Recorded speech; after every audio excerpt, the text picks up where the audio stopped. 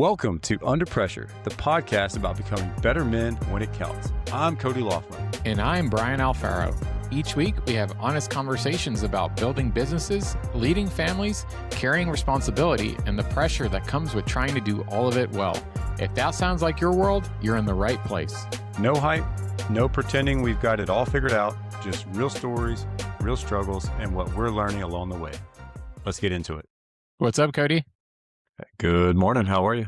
Good morning. Living life. Another week.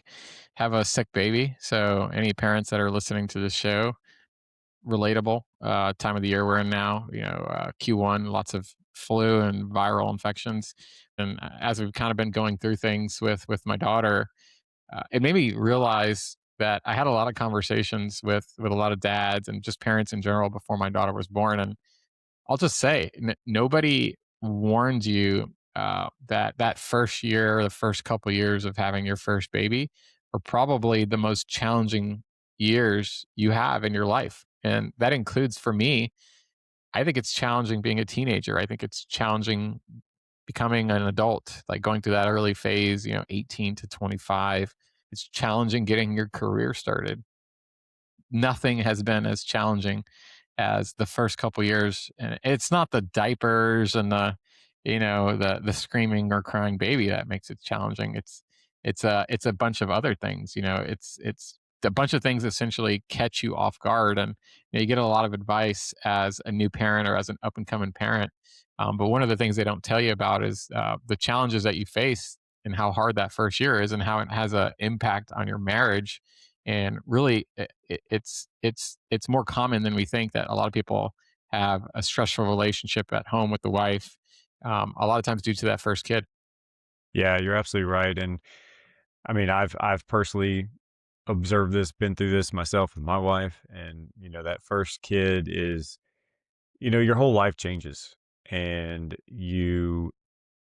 everything that you do as far as routine, your schedule, your priorities is completely upended because now you have a whole new life that you're bringing into the household, and there's a lot of responsibilities obviously that come along with that, and it does take a toll. Again, your entire routines are all of a sudden disrupted, and we've talked about that in prior episodes where you kind of get in this zone of comfort and being methodical and scheduled. And when things get disrupted like that, it really changes a lot. And relationships too. I mean, how many times have you heard how people have such strong relationships that are solid, and then they have kids and things just start falling apart, right? And it's because you discover really quickly that having kids don't really hide problems. They really amplify them, right? They really expose them.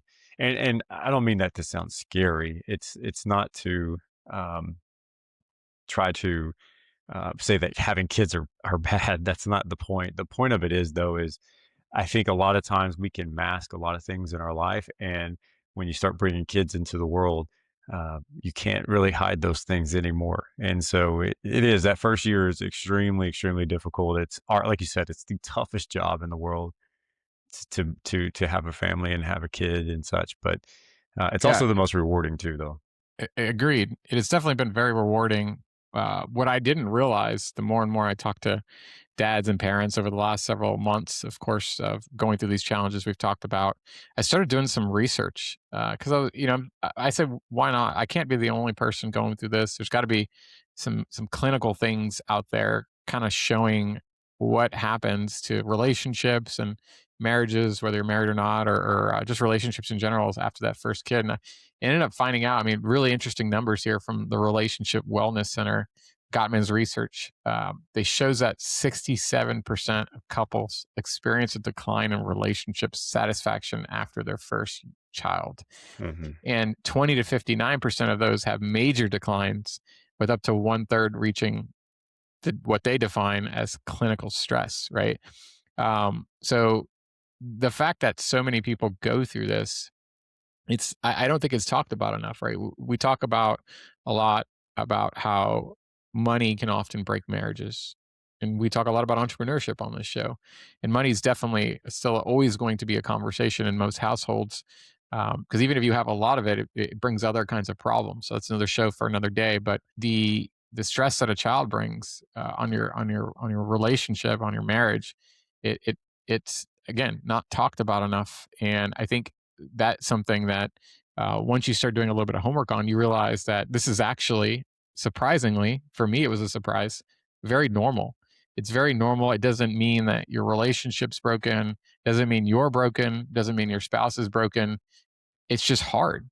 This phase of life is statistically your normal, which is just kind of crazy to think about.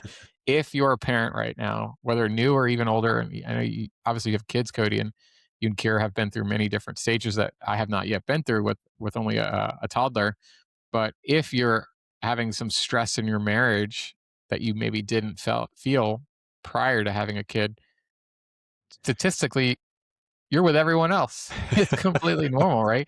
Which is kind of crazy to think about, that it's normal to have a somewhat stressful marriage, a somewhat stressful relationship, and things to kind of rear their ugly head that you never thought were. Because I mean, I was just speaking from my point of view. I mean, my wife and I, we prior to having a baby, I would say most people would say, I'm not going to say we're a model couple and we're like perfect. There's no such thing, but we very rarely fought. We communicated really well.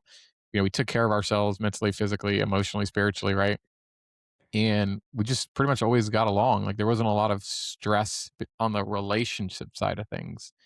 Things have been very different the last 16 months. A lot more stress, a lot more.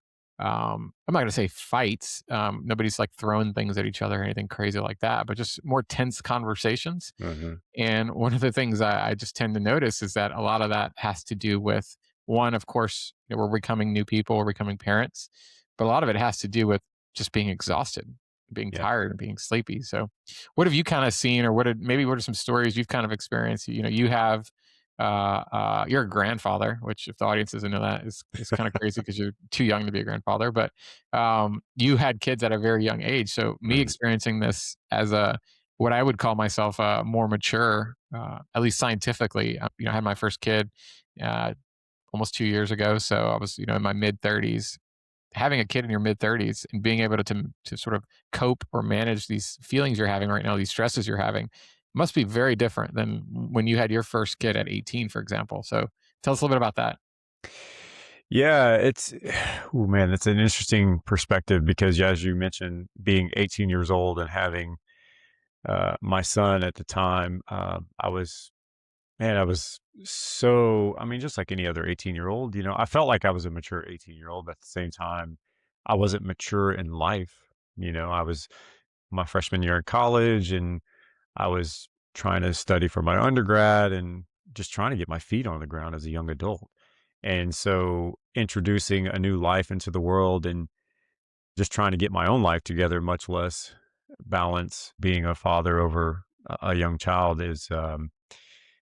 it was quite overwhelming as I was describing. And I was very thankful to have a very supportive family around us. Both my son's mom and her family was also extremely supportive. And I think we were both at a point where we were able to be mature enough to say, look, we have to be laser focused. We have to do this the right way, which means, no goofing off, no going party and spend years traveling and doing all these other things. Like we had to stay focused on getting through our undergrad and getting our career started because it's what our son deserved. But through that, though, meant a lot of sacrifices, right?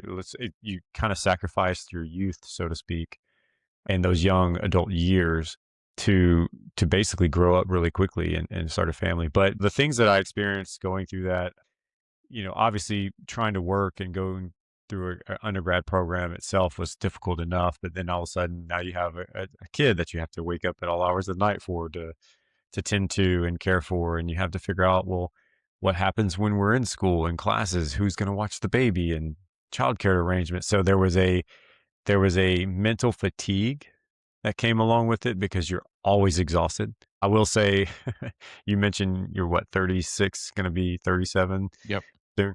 So at 18, that fatigue is a little bit easier to manage Sure. versus now older in life.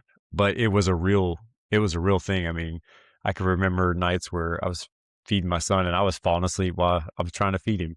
Poor kid, I'd wake up and the bottle's dripping on his chin because I can't hold my own eyes open. And sometimes you see hallucinations and you're just mentally, you're not operating at your top performance. And there's a financial responsibility that came along with that too. Again, 18, 19 years old, I'm working jobs that are perfectly for an 18, 19-year-old, server jobs and stuff like that. I worked with my dad and some refineries and such, but labor jobs basically that were barely enough to support myself and my son's mom. But then all of a sudden, like I said, I have to worry about childcare and how we're going to fit that into the bill and such. And we all know how expensive those costs are. So it's a long way of saying that, there was a mental and financial implication there that was very overwhelming for sure. And I think that's one thing looking back is you don't know what you don't know. And I didn't intend to have a kid at 18, but I can tell you whether it was 18 or when I had my second daughter at 28, you really underestimate the challenges that come along with bringing a new life into the world. You think you know, but until you're in it, man, you just don't really understand or truly estimate the implications of that. So Yeah, and that's stress, whether it's sleep deprivation, financial stress, conflict with your partner. I had a mentor tell me one time that he felt like when his kids were young, his IQ was lower. Which I was really young at the time when I heard that. I was probably in my mid 20s, early mid 20s, and I was like, I don't, okay, just kind of like brush it off. But here we are 10, 15 plus years later, and I'm like, I get you it, get it, yeah, right? I get it, where sleep deprivation, stress, you're constantly thinking about, even at different stages as your child grows, what are they eating? What are they doing? Are they happy? Are they all these things you weren't thinking about before the kid was born? It reduces your ability to like regulate your own emotions. It reduces your ability to regulate your own patience and empathy, and not only for yourself and for those around you, but specifically talking about the stress it creates with your partner, with mom, with dad. Your patience with each other just drastically shrinks, yeah, and it's not that you're fighting each other necessarily. It's like you're fighting the stress, the new stress of being a parent. But it doesn't feel like that in the moment. You're thinking about like, oh, why did she say that, or why did he say that, or why didn't he fold the laundry? Or you said you were going to cook dinner. Or, oh no, the baby's screaming again. Are you going to take care of it? Well, you said you'd take care of it. These things are kind of going through your head that 6 months, a year, 2 years ago, however old your kid was, this was not an issue, right? hmm, This was it was a non-conversation because it just didn't happen. So again, it's not to say that kids are bad. Like I love my daughter. Would never, I never would regret having her at, even if I had her 10 years later, right? But it's another challenge that I think not enough. Again, back to the point, not enough people are prepared for it. And I don't, to be honest, I don't know if you can prepare for it because I got that advice. What we're talking about is, somebody, I remember people telling me like, oh, it's gonna, make sure you make time for each other. You kind of get the stereotypical cliches, right? Make sure you make time for each other. Don't forget to put your relationship first. Don't be scared to call me for date night. Make sure you're doing date night. And you hear all this prior to the kid being born. And you're like, yeah, yeah, yeah. We're not going to do that. And then here I am 16 months later, and we haven't had enough date nights, and we haven't traveled enough, and we haven't made enough time for each other. But as we're kind of, the good news is, me and my wife are, I would say we're pretty self-aware, and we always had great communication skills, and we understand the chapter of life that we're going through. So things aren't falling apart, but we're having to kind of figure out how to basically create that new identity. yeah, And I think that's the key, is whether it's the sleep or the stress or the financial. And this is again what they don't tell you, is parenthood creates a new identity. You kind of have an identity conflict at some certain point because you still remember. Somebody asked me this a week ago, maybe 2 weeks ago. It's like, hey, do you remember what it was like not having kids? And the answer was yes. And it's not because in a bad way, but it's still so new for me still, right? 16 months that I can remember what it's like not having kids. I remember going to the gym at 5 a.m. and starting work at 7. I remember being able to work till 7, 8, 9 o'clock at night if I had a big project if I wanted to. I remember being able to travel when I wanted to. You and I going to, you know, 5, 6, 7, 8 conferences a year. But things don't work that way anymore. So your relationship quality starts to drop in parenthood because of that new role that you have, the new stresses and new responsibilities for both partners. So, you didn't just add a baby. A lot of people think like, oh, we have a new family member, and that is true. You do. You're actually replacing and becoming a new person along the way, and that sort of identity crisis you have in the moment is really challenging because I think a lot of people anchor on like trying to go back to normal, and couples, they have to realize that they have to like renegotiate their roles rather than assuming that things will, go back to how they used to be or go back to normal, because this is the new normal. Having a little one is the new normal. Having new stresses, dealing with a crying baby, diapers, lack of sleep, this is going to be a temporary new normal. It's such a great point, and one that I think we can spend more time on, because when you talk about this new identity that forms, if you think about the different aspects of your life, your identity at work, or your identity in your profession, or your business, or at home, like all of those identities were really formed over time through experience, through learning, through evolving. Parenthood is is an identity that really literally changes overnight. All of a sudden, one day you're not a parent, and the next day you are, and everything gets upended.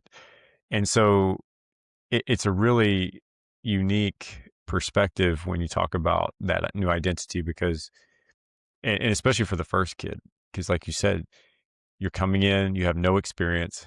You've never, you've probably cared for other people's kids. You probably watched over your nieces or nephews, or, friends' kids or whatnot. But when you have your own, it completely changes the dynamic for sure. And like we talked about earlier, you don't know what you don't know. And you have hopefully friends and family around you that want to give you that supportive advice, as you mentioned, and such. But you also want to create that own identity for yourself as being the parent, and that what's best for you and your family and for your kid. And it it's a dynamic change when you talk about adding that new identity. And a lot of people, like you said, they underestimate that change that occurs.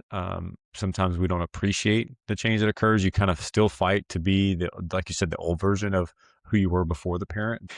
Um, but yeah, it's a real it's a real change in how you see yourself, how you act at home, and how you identify with, because like I said, that change happens overnight. And everybody's experience is a little bit different. I think you and I have talked about this. The identity change is a real um, it's a real adjustment for sure for a lot of people. And um, I think it's something, like you said, the most important thing that you can do, and this kind of ties into some of the other things that you've mentioned, is building that identity can't be done alone. It needs to be done in partnership with your spouse, right? Because you have to understand that both of you are going through these changes. Both of you are um, realizing a new identity and a new responsibility as new parents. So I think it's really important that you continue to reinforce the relationship with you and your spouse, and understand that you're going through that transition together, and make sure that you keep that nucleus intact. You keep that relationship intact. That way you can remain supportive, and continue to help each other evolve into that new identity. I've personally found myself when my wife and I are having a tough day or tough week that it often has stemmed from a lack of communication. That lack of communication, that breakdown can drive resentment and can drive a lot of conflict, because it might seem like on the surface that there's a fight about dishes or laundry or something like that, but often, and this is for all of us, even not necessarily what just your spouse, your wife is saying, even when we say things that we get upset about, there's usually, and we might not even know it, but there's usually some sort of underlying message there, right? Maybe they're feeling alone. Yeah. Maybe you're feeling alone. Maybe you're feeling stressed that day, or they're feeling stressed that day. Um, there's chemical things that are very scientifically studied postpartum that women deal with that we're fortunate enough to not deal with as men, but there's other chemical things that go on with us in our heads and our brains as the pressure you feel of becoming a dad, which we talk a lot about. But whatever that sort of small thing that you're stressing about, the clothes for the day, the laundry, the dishes, who's cooking dinner, who's picking up the kid. I mean, all these different things. There's really like an underlying message there with whatever the sort of surface level issue is that I think I'm learning we have to be very intentional about conversation, intentional about trying to figure out like what's sort of driving this stress, this fatigue. Is it the person got a lack of sleep the other night? Are they feeling really stressed at work? Is it a feeling that a mom feels that we can't feel? So I think making sure that there are scheduled check-ins and that you're not trying to keep score. It's not like, well, I did this today, so you need to do that. It's not thinking in that way. And that was something I know from the beginning. I was very intentional about not trying to do. Like my wife cooks the majority of the meals in our house, and I like to do all the cleaning. But like we kind of balance each other out that way. And she never comes to me and says, well, you don't cook dinner. And I don't go to her and go, well, you don't clean. It's like if you have that, if you start finding yourself in that type of situation or that type of conversation, it likely isn't that you're mad about the cleaning or the cooking. There's likely something underneath the surface that needs to be discussed. So I think just communication, I've learned, is always important in any relationship. I would argue that part of the reason we had such a strong relationship for many years before having a kid was we communicate more than above average about, and my wife's way better at it than I, and has done a good job of coaching, and I use the word training, but trying to pull stuff out of me. She's trying to get me to talk about things more because guys just don't. But you have to keep that top of mind when you're in a marriage, when you're in a relationship. That and they need to be scheduled often, on the calendars, Tuesdays, Thursdays, whatever, after the kid goes down. Hey, let's just sit down together, and maybe there's a glass of wine, maybe there's a beer, or maybe you're just sitting down and chatting once a week. And we're not great about being consistent about this, but it's top of mind and we're trying. There needs to be that check-in. How are you doing? How are you feeling? What are things like? Or going on a lunch date, right? We've tried to do that. Let's go on a lunch date. No kids at daycare. You get off for an hour. It's gotta be quick, but we can at least spend 30 minutes or an hour talking about how things are going. How are you feeling? And then asking really like blunt questions. Is there anything that I could be doing better at? I Mhm. try to ask that question. It's uncomfortable to have somebody, whether it's your boss or your coworker or your wife, say like, "Hey, you're not doing a good job of whatever, fill in the blank." But that's part of being a man. That's part of accepting the challenge that comes with being a dad, being a husband. Is constantly trying to sharpen the pencil and get better at what you do, focusing on that communication, trying to be the best version of yourself. And neither party is ever going to be perfect, but the fact that you're trying sends a message, and also, and this is not what we're talking about today, sets an example for the kid who sees that, who starts to learn as they learn to talk, as they learn to read emotions, and they develop emotional intelligence. They see mom and dad not arguing, they see mom and dad dealing with conflict, with communication and with talking to each other. That leaves a very powerful lesson. That communication aspect of being a new parent, I think, is probably the most important part, especially as some of the stuff is non-negotiable. Like the lack of sleep is almost non-negotiable. Yeah. The crying kid is a non-negotiable. The diapers, non-negotiable. The trouble on like figuring out who's cooking and you're too tired, that's a non-negotiable. It kind of comes with, no matter if you're lower class, middle class, or upper class, everyone kind of deals with that. Yeah. I may get a lot of flack for this, but I'm going to say it. I think this is where we as guys, as men, especially as new fathers, really have to step up and do a better job. I think women naturally are just nurturers. That's just something that is just in their DNA. And as men, we're not so much the nurturer, more so than we are the provider. But what happens is, and what I've seen this with people that I know, that good guys that are great people, but they will never change a dirty diaper.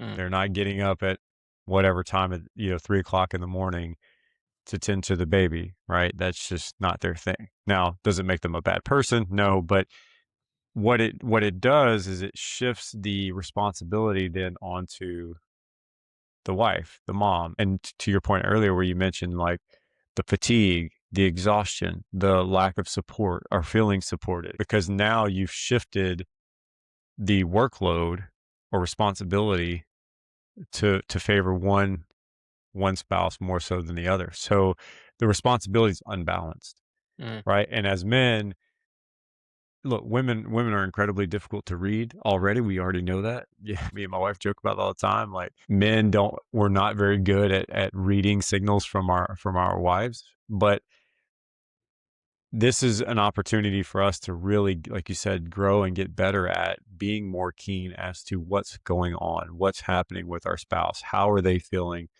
to kind of break down that kind of barrier, so to speak, and really communicate more so than any before, like you said. And if you didn't have strong communication before, it's only going to be more challenging after a kid. So I think that's really important, But I as think you the good alluded news to. is too, Cody, is it just because you didn't have it beforehand doesn't mean you can't be Correct. implemented. The reality is your relationship needs intentional maintenance all the time, Yeah. Even right? more so after a kid. Even more so after a kid. So couples who invest, time in their relationship and the transition of becoming that new person and scheduling things on the calendar and getting a babysitter when they need it and focusing on regular communication, the little things in the morning. Have a great day. Telling your spouse you love them or they look great today, or noticing the little things. Your marriage or your relationships when you don't have a kid, I feel like the best way I can describe it is they're kind of on autopilot. Things just kind of work. You have a routine, they have a routine, especially if you've been together for a long time. My wife and I had been together for over 10 years before we had our kid. So there was a strong foundation, a strong routine there.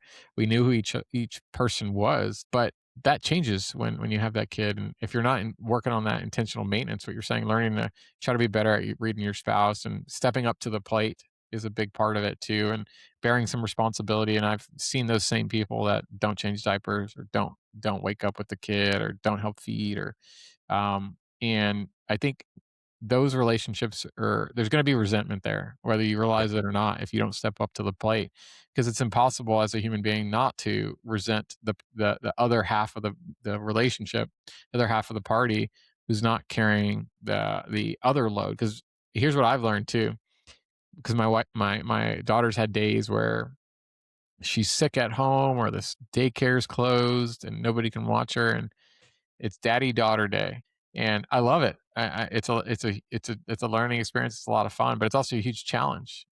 Being a caregiver, whether you're a stay at home dad or stay at home mom, obviously, societally speaking, it's most of the time it's moms. It's super hard.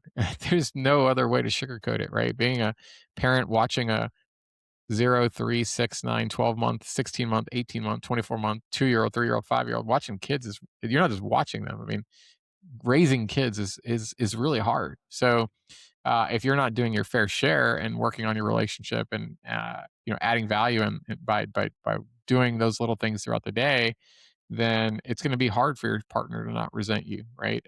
So Yes. being very aware, as you said, kind of taking a step back and going, how are things? Where can we work on our relationship? I think that's the thing that I've learned over the last 16 months is really a non-negotiable. Having a baby doesn't necessarily ruin or destroy your marriage, but neglecting these things that we've talked about, and I was kind of taking some notes as we talked. There's been a handful of things we've talked about today. It's normal to be stressed after a baby. It's scientifically or very normal. Sleep and lack of communication often are the issues with conflict, and then you're dealing with that identity crisis as well while going through all that. And a lot of people don't intentionally work on their relationship. So those five things, they don't they're not you intentionally doing it, but they all kind of stem from neglect, right? Neglecting communication, neglecting working on yourself, neglecting adopting that new identity, neglecting your spouse. That's what really makes that first 1, 2, 3 years most challenging. And if you're not constantly working on it daily, hourly, almost sometimes, it's really hard. And I think we've talked about this offline behind the mic, and we've also talked about this in prior episodes as well with other guests. But for me, I think the most important thing that you can do is prioritize your relationship with your spouse, right? With your wife, in our case. I think a lot of people tend to prioritize or elevate the needs of a new kid or new baby in the house as the priority. And yes, you absolutely should be very, you know, in tune to the needs of your baby. I'm not saying that, but without a strong relationship between the two of you, the household will fall apart. And I think that's where we as guys have to really step up and take that ownership and making sure that that doesn't happen. And right, like you said, you focusing on that relationship is going to be absolutely essential. And so I know the things that have worked for my wife and I'd love to hear what's worked for you guys so far is, is like you said, prioritizing the relationship. And sometimes in the past that meant for my wife, she was so afraid to leave the baby at home with a babysitter because that was going to create a lot of anxiety. Can you trust this person or whatever? And I started to see like, okay, we haven't had some time to me and her for a while. So I would make it a point to schedule a babysitter and make the date night, and it's not even give her the option. Say, hey babe, we're going out tomorrow night at this time. I've already got everything arranged. Here's everything. It's already set up. All you're doing is showing up, right? So you take away the ability. It sounds awful, but you just take away the ability for them to even think about it. And not to say you force them to go on a date, but Well, you remove honestly, that that's what they burden. need sometimes. I mean, I know it's what I Yeah. need. I need somebody to make a decision and tell me where to be and when. Yeah, because if you think about it, like we have to be a little bit empathetic, right? You have to put yourself in their shoes, so to speak, and understand like where mentally and emotionally they're coming from as a mother, and understanding like what kind of stress that puts on them. There's all the decisions and all the things that they're worried about throughout the day anyway. So adding on the stress of like going on date night or trying to find those opportunities to connect with one another is just another layer of stress for the woman. So for us, being able to kind of take the lead on that and say, okay, well, I'm going to remove that burden. I'm not going to give you a chance to think about it. We're going to go do this. And I don't know about you, but I know in the times that I've done that with my wife, she's thanked me afterwards. She's like, man, I really needed this. Like there was almost that like kind of sigh of relief because they want it. I think they do desire to to have that personal time to connect, but it's just so hard for them to step away from the everyday life of being a new mom and think about anything else. And And the guilt so that comes with it too. There's a lot of guilt. a lot of guilt, right? And so, but when you do that and you kind of give them that opportunity to kind of step away, take some time for themselves, and sometimes it may not even be with you. Sometimes it's just there's been times where I've scheduled my wife for a spa day. I'm like, hey, you're going to the spa today. You're going to go get your nails done, get a massage, something, and by yourself, just to give you that alone time. And it's those little things like that that have made a really big difference um, in getting them comfortable with the idea of like, hey, yes, my new identity as a mom is important to you, but it's important to remember that you have to maintain the relationship and you have to maintain your own self care too. Mm. And I think my takeaway point to all that is again just prioritizing the relationship and making sure that you're making those times to, as you mentioned, connect with one another, talk to one another, spend quality time, intentful time with one another, taking shifts and sharing the responsibilities in raising the new kid. I know that's one thing that my wife and I did too is we didn't do it right the first time. We our first daughter when she was born, we were both trying to juggle being up at night plus manage all the responsibilities, and we were just so burnt out. I remember one night, we joke about it now, but we both woke up having the same nightmare about our kid being in bed, and we were freaking out, and we both had to snap each other out of it. But the second time, you learn through those experiences. So the second time, what we did, we took shifts. Like, hey, I'm going to take this shift at night. You're going to take this shift at night. I'm going to take these responsibilities in the day. You're going to take these responsibilities in the day. And you start to kind of distribute the workload evenly and give each other time to kind of decompress and relax and such. And I think that equal shared responsibility of the workload and having those conversations around that, like being objective about it and being open enough to say like, okay, you're going to do this. We're going to do this. It just shows that you're supporting one another and you're thinking about each other. Right. Those are some things that I think really worked well for us. And what have you guys done? Very similar, very similar. Trying to, and haven't done it as much as I need to these past 16 months. The first 6 to 9 months, the first kid was always really hard. But the thing that I would say, the thing that I've learned as a young dad is you want to be when you're first. Let me back up. When you're having your first kid and the baby's about to be born, and I think a lot of people, a lot of young men do this, a lot of new fathers do this. You tell yourself you want to be the perfect father. You want to be the best dad you can be. Whatever that may mean for you. Perfect is subjective. There is no such thing as perfect, but you want to be better than maybe your parents were, better than your dad was, right? It takes a while to learn that your kids will actually benefit more from having a strong marriage than Yeah. you being the perfect dad. Yep.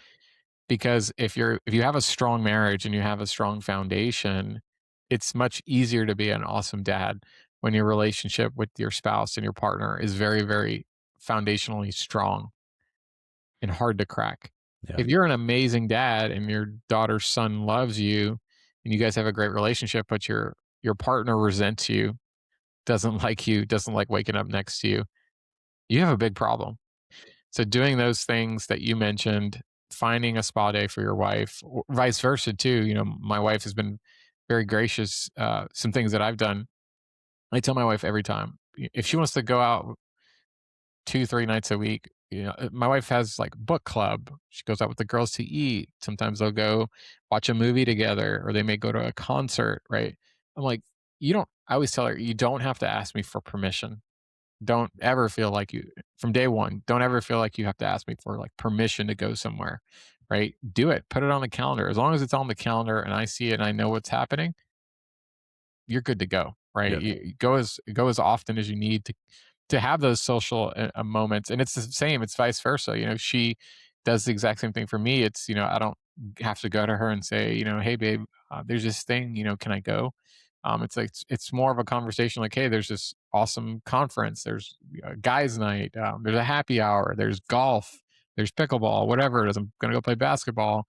Uh, on the guys are putting together something on Saturday.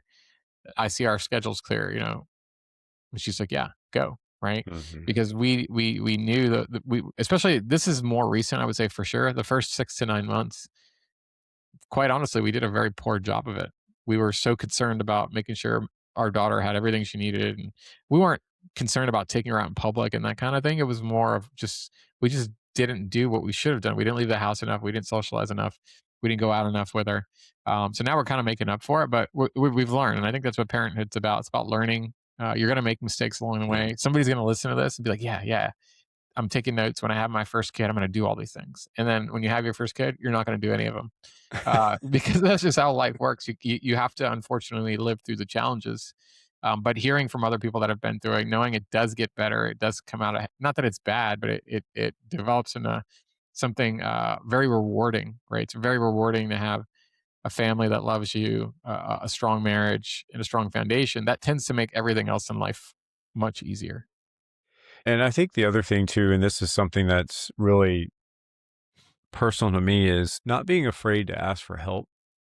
And you kind of touched base on this at the beginning of the recording, where people in a supportive way, they try to reach out to you, they try to offer advice, they try to give you helpful hints on how to be a good parent, or how to kind of manage your relationship, like you said, as you're kind of discovering your new identity. And I know for me, and I've been open about this before.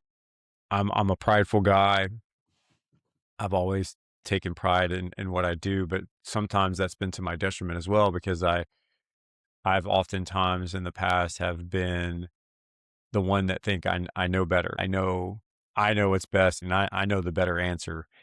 And when it comes to parenthood, I think there's a lot of insecurity with the first new child that you bring into your family, and you try to you try to prove to yourself and you try to prove to others that you're going to be a great parent, that you can do it all and that you don't need help, because whether you think you do or not, you do kind of tend to care about what other people think about you and how other people see you as parents, especially as new parents.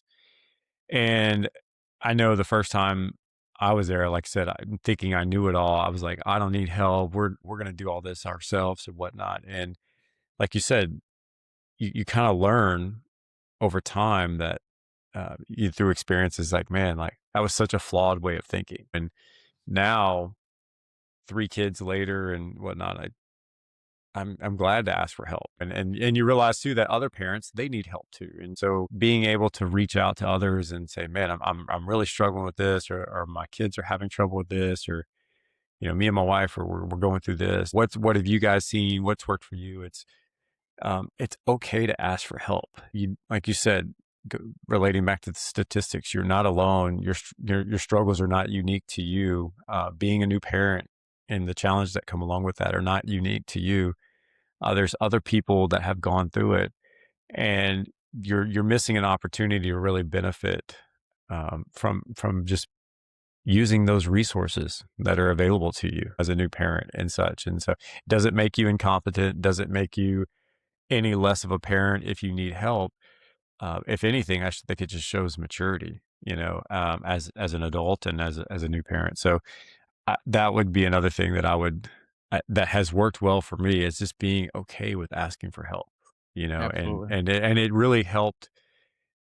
It really helped the relationship as well with me and wife, because the burden is not all falling on our shoulders. Yes, it's our child. Yes, it's our family, but it's okay that we can rely on other people to help us out when needed and take that burden off of us. So that way we can decompress that stress a little bit and kind of reorient back to a more level head, whatever the situation is. So Absolutely. There's a lot of help out there. You got a lot of friends, family, people that are willing to stick their hand out and help. And there's also a lot of great resources online. We got people that have great shows about these particular things. But it's being a parent's fun. It's the greatest feeling in the world, waking up and seeing your creation every single day and watching how fast they grow. So, not this episode has been very therapeutic for me selfishly, and definitely not trying to scare any up and coming dads. And I'm sure there are other dads that are much deeper into fatherhood than I that are have told me already, like, just it never gets easier, it just changes, right? So yeah, you're always stressed, but the stress you deal with is different. There's always problems, but the problems you deal with is different. But that's why I think parenthood is the greatest challenge in life, but also the greatest reward, because it's the one thing you leave behind when you pass. I mean, money, businesses, real estate, that stuff's all great, but you don't sit on your deathbed and ever think like, man, I wish I bought one more house, or I wish I bought one more business or started one more business. You think about your kids and the legacy you leave behind. And when you're not there anymore the next day, they are a representation of you and yeah. your spouse and your partner. So I think working on yourself, dealing with the challenges that come with being a parent, dealing with the challenges that come with trying to have a successful marriages, but you just have to try to protect your marriage as best you can, protect the relationship. And that's the message that I've learned over the last 16 months, because it definitely hasn't been easy. But if you're putting the effort in and trying to protect your marriage and relationship and communicating, then things tend to work themselves out over time, is what I've learned. So it's been a lot of fun chatting about it.